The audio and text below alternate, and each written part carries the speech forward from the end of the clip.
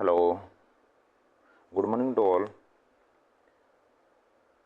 आज हम देखने जा रहे हैं जो एनटीपीसी आरआरबी ने जो नोटिफिकेशन निकाल रखा है एनटीपीसी पोस्ट ग्रेजुएट लेवल पे और +2 लेवल पे, तो उसको फॉर्म कैसे फिल करेंगे और हमें फॉर्म फिल करते टाइम किस किस जानकारी का पता होना चाहिए।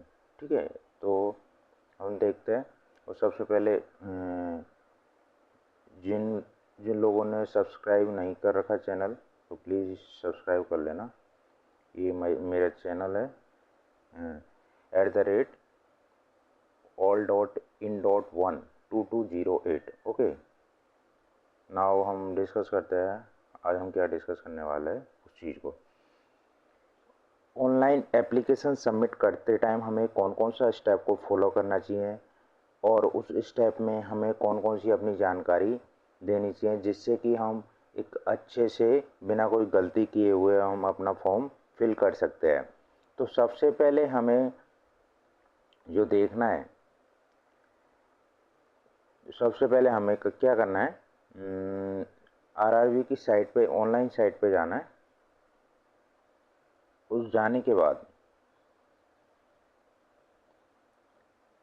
हमें देखना है, सबसे पहले हमें क्लिक ऑन अप्लाई। जब जैसे ही हम आरआरबी की साइट पे जाएंगे, आरआरबी रेलवे है की साइट पे आप जाना, तो उसके बाद click on apply, click on apply पे क्लिक करेंगे।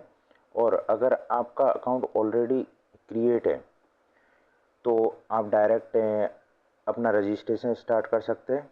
रजिस्ट्रेशन के बाद ऑनलाइन अप्लाई कर सकते हैं। लेकिन अगर आपका अकाउंट क्रिएट नहीं है तो सबसे पहले आपको अकाउंट क्रिएट करना पड़ेगा। ठीक है, तो सबसे पहले अकाउंट क्रिएट करना पड़ेगा। Candidate will be asked to create account. If the candidate has already created an account, they should use same account credentials to log in and apply for the CEN as well। ठीक है, तो अगर आपके पास already account है तो आप उस account का रजिस्ट्रेशन नंबर और पासवर्ड यूज़ करके आप डायरेक्ट अप्लाई कर सकते हो ऑनलाइन एप्लीकेशन पे जाके। लेकिन अगर आपके पास अकाउंट नहीं है तो सबसे पहले आपको अकाउंट क्रिएट करना पड़ेगा। ठीक है, तो सबसे पहले अकाउंट क्रिएट करने के लिए हमें क्या करना पड़ेगा, पहले उसको रजिस्ट्रेशन नंबर हमें लेना पड़ेगा। तो सबसे पहले हम क्रिएट अकाउंट पर जाएंगे। क्रिएट अकाउंट पर जाना है, वहाँ पे आपको कुछ डिटेल फिल करनी है। क्रिएट अकाउंट ऑप्शन है, वहाँ पे जाना है आपको। उसके बाद कुछ डिटेल फिल करनी है, जैसे आपका नाम हो गया, डेट ऑफ बर्थ हो गया, ओके, फादर्स नेम हो गया, एंड आपका मदर्स नेम हो गया, आधार नंबर और मैट्रिक रोल नंबर पूछेगा, year of passing, mobile number और ईमेल आईडी आपका जो आप लेटेस्ट यूज़ कर रहे हो वो आपके पास होना चाहिए। Before submitting for registration, ensure and confirm that all the information furnished above are correct, as the detail furnished for registration cannot be changed later. Please note that the email ID and the mobile number used for the registration must be yours and unique। आपका होना चाहिए और आपके पास होना चाहिए, क्योंकि उस पर OTP जाएगा। Also note that both the email and mobile number will be verified during the online application process with a one time password. Okay, तो OTP आपके पास जाएगा। तो जैसे ही आपने ये डिटेल फिल करा, उसके बाद आपके पास verification of email ID and mobile number through OTP। तो जैसे आप फिल करोगे उसके बाद आपको रजिस्ट्रेशन नंबर मिलने से पहले आपके पास आपकी ईमेल आईडी और मोबाइल फ़ोन पे OTP जाएगा, उससे आप वेरीफाई करोगे आपकी detail. On submitting primary detail OTP shall be sent to the registered mobile number and email. The candidate should retrieve the OTP from the email and mobile and then enter OTP to proceed with the filling of application and to make payment through OTP activation link। Okay, तो सबसे पहले हमें OTP fill करना है जिससे कि हमारा registration process complete हो। On successful OTP activation, registration number will be generated and Saint on registered email ID and mobile number पे भी आपको आपकी ईमेल आईडी होगा और मोबाइल नंबर होगा, उस पर रजिस्ट्रेशन आपका जनरेट कर दिया जाएगा। ठीक है, और इस प्रोसेस में आपको पासवर्ड बनाने के लिए भी बोलेगा, तो आपको उसको पासवर्ड भी बनाना है, तो जिससे कि रजिस्ट्रेशन नंबर और पासवर्ड को यूज़ करके आप ऑनलाइन फॉर्म अप्लाई कर सकते हो। Candidate should note and preserve there registration number for later reference during the recruitment process, and RRB will not entertain any request seeking registration number। तो ये आपके पास होना बहुत ज़रूरी है, आपको इसको संभाल के रखना है कि गुम नहीं जाए आपके से, ठीक है।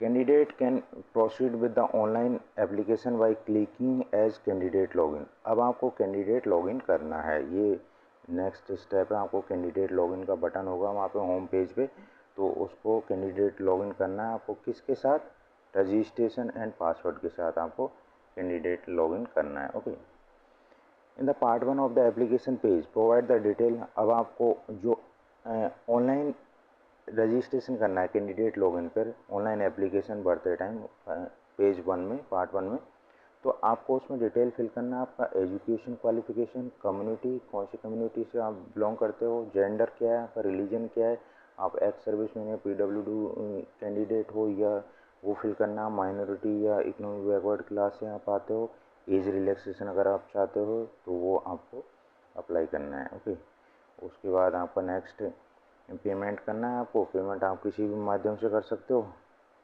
पेमेंट के लिए आपके पास काफ़ी ऑप्शन दे रखे हैं, तो इनमें से आप काफ़ी online banking, credit card, debit card, UPI, इन सब से आप पेमेंट कर सकते हो। Please note the last date and time specified for each mode of payment and submit the application well in time. तो आपको टाइम से सबमिट करना है।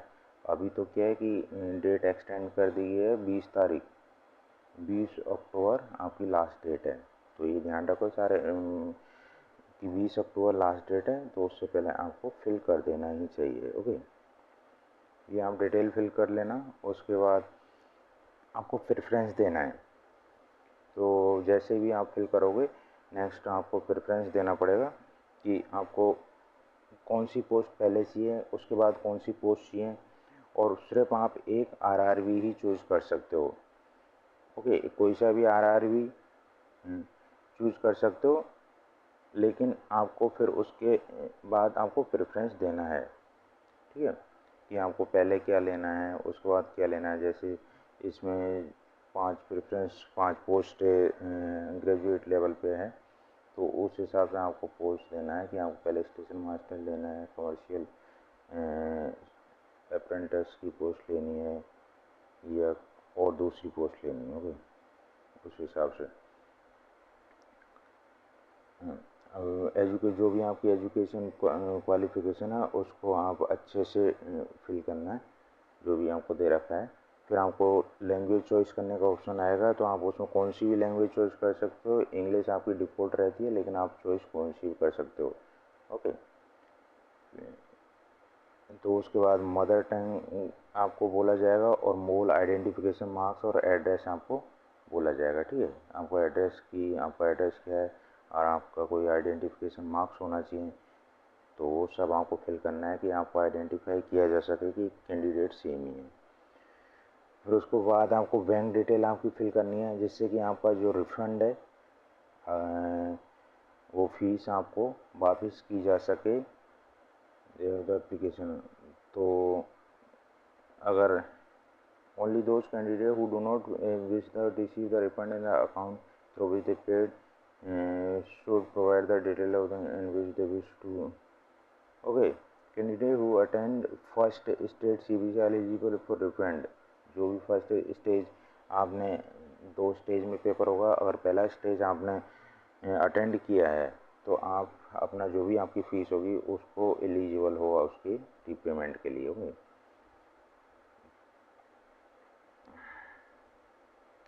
और आपको एक कंसेंट भी बोला जाएगा कि अगर आपका कैंडिडेट में इंडिकेट देयर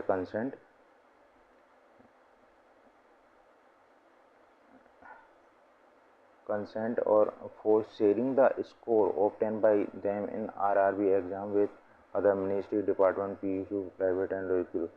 और आपका जो भी आपका स्कोर आएगा, अगर आपका यहाँ पे सिलेक्शन नहीं हुआ तो आप अपने स्कोर को, अपनी डिटेल्स को शेयर भी कर सकते हो आप बाकी ऑर्गेनाइजेशन डिपार्टमेंट के साथ, जिससे कि आपको अगर वो चाहे आपको रिक्रूट करना है तो वो आपको रिक्रूट कर सकते हैं, ये आपकी कंसेंट के ऊपर है। उसके बाद आपको फ़ोटो और साइन को अपलोड करना है। फ़ोटो और सिग्नेचर अपलोड करने का देखो उसमें कितना साइज़ का होना चाहिए वो बहुत ज़रूरी है। देखो फ़ोटो अपलोड करना बहुत ज़रूरी है कि आपका प्रॉपर साइज़ होना चाहिए, ठीक है। तो फ़ोटो की आपकी साइज़ होनी चाहिए, the size of the photograph should be between 20 to 50 KB के बीच में होना चाहिए और लेटेस्ट फ़ोटो होना चाहिए। The colour photograph must have been taken latest photograph, okay. The photograph should have clear front view of the candidate without cap और sun glass. Cap नहीं होना चाहिए ना ग्लास होना चाहिए आपका। और आपका मेन है कि आपका 20 और 50 KB के बीच में आपका साइज होनी चाहिए आपकी फ़ोटो की। उसके बाद हम साइन का भी सेम है। साइन का भी आपका 10 से 40 KB के बीच में आपकी साइज होनी चाहिए और 140 to 60 पिक्सल उसका डायमेंशन होना चाहिए, ठीक है।